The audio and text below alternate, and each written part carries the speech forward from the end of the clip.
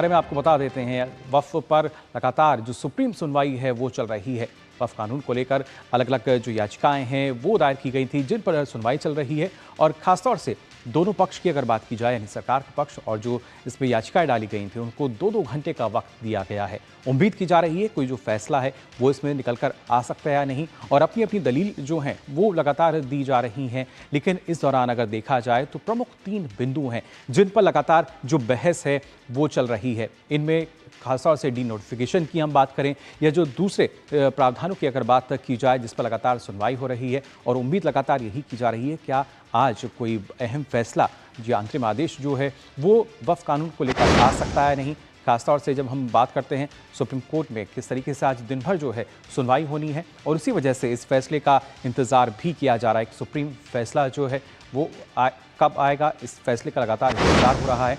और ख़ासतौर से जो दोनों पक्ष हैं, जैसा हमने आपको बताया, उनको 2-2 घंटे का समय दिया गया है, और वहीं अंतरिम आदेश की जो उम्मीद है, यानी जो इंतज़ार है, वो लगातार किया जा रहा है कि सुप्रीम कोर्ट की तरफ से क्या कोई फैसला जो है वो आ सकेगा। लेकिन आपको बता दें, जो कोर्ट के नज़रिए से देखा जाए तो कोर्ट देखेगा क्या कानून लागू हो या ना हो, क्योंकि अलग अलग जो बातें हैं वो रखी गई हैं, दलीलें रखी गई हैं। विवादित प्रावधानों पर अंतरिम राहत जो है उसकी संभावना जताई जा रही है कि शायद अंतरिम राहत जो है उसको मिल सकती है। लेकिन केंद्र की तरफ से पहले ही हमने देखा था कई प्रावधानों पर जो रोक है वो लगाई गई थी। लेकिन अब जो फिलहाल स्थिति बनी हुई है, जिस तरीके की जो बहस है वो चल रही है, मुस्लिम पक्ष से कपिल सिब्बल, अभिषेक मनु सिंघवी, राजीव धवन और सलमान खुर्शीद जो हैं वो लगातार अपनी दलीलें दे रहे हैं। वहीं याचिकाकर्ताओं से आपको बता दें, विष्णु शंकर जैन, एहसास मकबूल, केंद्र की तरफ से अगर बात की जाए तो केंद्र की तरफ से सॉलिसिटर जनरल हैं तुषार मेहता, वो लगातार बहस कर रहे हैं। सुप्रीम कोर्ट में इस वक्त ये अहम सुनवाई चल रही है। दिन भर माना जा रहा है करीब 4 से 5 घंटे की सुनवाई चलेगी।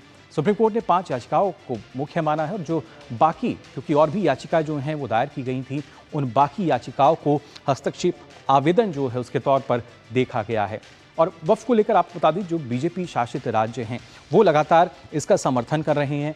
लेकिन इसके साथ साथ कई ऐसे हमने देखा था कि जो उसके विरोध में जो बातें कही जा रही थी। लेकिन फिलहाल अगर देखा जाए किस तरीके से जो सुनवाई है वो लगातार चल रही है, और इसी में अगर जब हम बात करते हैं, क्योंकि कई ऐसे प्रमुख बिंदु हैं इसके, 3 अहम बिंदु, और उनमें जब हम पहले बात करते हैं जो वक्फ संपत्ति हैं तो उनकी डी नोटिफिकेशन की जो प्रक्रिया है उसको लेकर लगातार बहस हो रही है।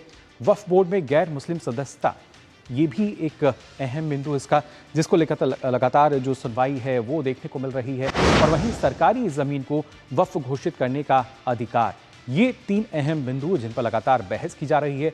लेकिन खासतौर से इन 3 अहम बिंदुओं के अलावा भी कई और हमने देखा सुनवाई के दौरान जो अभी तक जानकारी मिली, कपिल सिब्बल जो का कहना था कि और भी ऐसे अहम बिंदु हैं जिनको यहाँ पर शामिल किया जाना चाहिए। लेकिन प्रमुख तौर पर अगर देखा जाए, इन पर जो बहस है वो लगातार चल रही है। सरकारी ज़मीन जो है उसको वक्फ संपत्ति घोषित करने का जो अधिकार है वो किस तरीके से दिया जाए, उसको कितना सही माना जाएगा, या फिर वक्फ संपत्तियों की नोटिफिकेशन की जो प्रक्रिया है उसकी हम बात करें, तो ये अलग अलग अहम बिंदु हैं जिन पर लगातार सुनवाई चल रही है। और वहीं वक्फ बोर्ड में गैर मुस्लिम सदस्यता की अगर बात की जाए, वो किस तरीके से यहाँ पर उम्मीद जताई जा रही है कि 3 अहम जो बिंदु हैं इन पर किसी तरह का कोई अंतरिम आदेश आता है या संभव कुछ हो सकता है। लेकिन आपको बता दें आखिर किस तरीके से जो वक्फ की वैधता है उसको चुनौती दी गई है।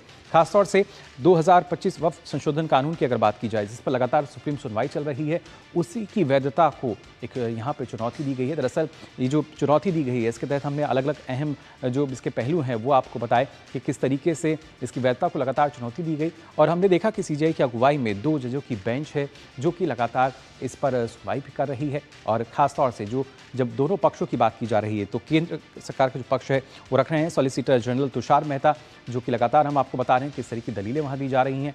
और वहीं शुरुआत में 3 कानूनी जो बिंदु हैं, जो अहम बिंदु हैं, वो तय हुए थे जिसको लेकर बहस की बात की जा रही थी। लेकिन अब जो पक्षकार हैं वो नए मुद्दे उठा रहे हैं। ये एक नया पहलू इसका, क्योंकि ना सिर्फ वैधता को चुनौती दी जा रही है बल्कि जो पहले तय किया गया था उससे इतर इस पर अब चर्चा की बात कही जा रही है, और सिर्फ तय बिंदुओं पर ही बहस हो ये कहा गया है इनकी तरफ से। वहीं मुस्लिम पक्ष के जो वकील हैं कपिल सिब्बल, उनका वो इस पर उन्होंने विरोध भी जताया, और इसी वजह से उनका विरोध भी हो रहा है, क्योंकि उनका कहना है कि और भी कई ऐसे अहम पहलू हैं उनको भी लाया जाए। और कपिल सिब्बल का कहना है कि सभी मुद्दों पर जो दलीलें हैं वो रखी जाएं, यानी पूरे वक्फ कानून की अगर बात की जाए तो पहले तैयारी होती है कि सिर्फ 3 अहम बिंदु जिन पर बहस होगी, लेकिन अब जब बहस यानी सुनवाई शुरू हो गई है तो कहा जा रहा है कि और भी कई ऐसे अहम पहलू हैं, अहम मुद्दे हैं और पूरे कानून पर एक बार फिर से यहाँ पर जो सुनवाई है, जो बहस है वो होनी चाहिए। इस पर और जानकारी के लिए सीधा रुख करेंगे, हमारे संवाददाता विकास साथी हमारे साथ जुड़ चुके हैं।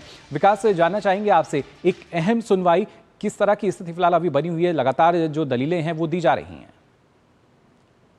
बिल्कुल मुकुल, आपने जैसा भी बताया कि कपिल सिब्बल सुबह से बहस कर रहे हैं और उनकी बहस में जो पूरी दलील है वो इस बात को लेकर के है कि नए कानून में जो प्रावधान किए गए हैं वो वक्फ बोर्ड की जो पुराने कानूनों के तहत स्वायत्तता थी उसको खत्म करने वाले हैं और कुछ प्रावधानों पर उन्होंने कहा कि बहुत ही पेचीदगी लाएंगे और इसके चलते जो मुस्लिम समुदाय है उसके हितों का नुकसान होगा। खासतौर से उन्होंने एक दो प्रोविजंस की बात जो उठाई जिसमें ये कहा कि जो वक्फ बाय यूज प्रॉपर्टी होती हैं वो कुछ प्रॉपर्टी ऐसी हैं जो 100 साल से ज्यादा पुरानी है, उसके दस्तावेज उसके रिकॉर्ड्स कोई कहां से लाएगा।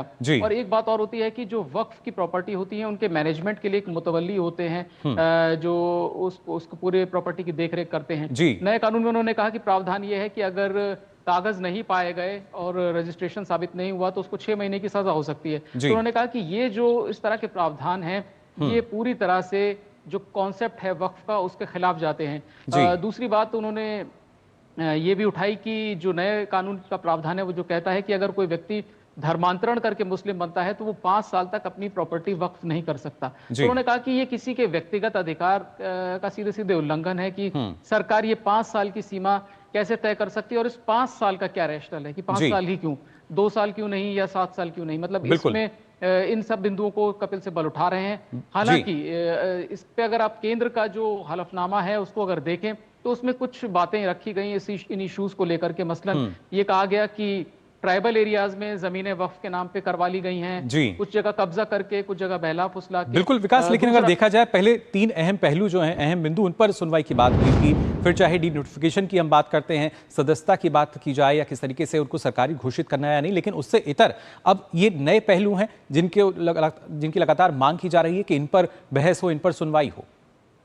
बिल्कुल मुकुल, ये प्रारंभिक जो आपत्तियां थी केंद्र सरकार की उनको उठाया गया यहाँ पर जो सॉलिसिटर जनरल की तरफ से, लेकिन कोर्ट ने भी इस पर इसको बहुत ज्यादा नकारात्मक नहीं पाया कि अगर वो बहस व्यापक और बिंदुओं पर भी करना चाहते हैं तो याचिका कर सकते हैं, लेकिन समय उतना ही मिलेगा उनको जितने की पहले बात तय हुई थी। और दूसरी बात ये कि मुकुल ये अंतरिम राहत के ऊपर सुनवाई हो रही है, तो अब इसमें वो सारे मसले उठाना चाहते हैं याचिकाकर्ता तो ये उनके ऊपर कोर्ट ने छोड़ दिया, क्योंकि ये अभी भी ये समझ लें कि ये बहुत महत्वपूर्ण सुनवाई है लेकिन ये अंतिम सुनवाई नहीं है। ये एक अंतरिम व्यवस्था देने के लिए अंतरिम राहत की जो मांग की गई है उसको सुप्रीम कोर्ट उसको निर्धारित करेगा। दूसरी बात, केंद्र की जो दलीलें थी उसमें यह कहा गया था कि वक्फ के साथ 2 समस्याएं हैं जो पुराना कॉन्सेप्ट है। पहली बात, वक्फ बोर्ड के पास मैनेजमेंट उनका अच्छा नहीं है, प्रॉपर्टीज का उनके पास दस्तावेज नहीं है।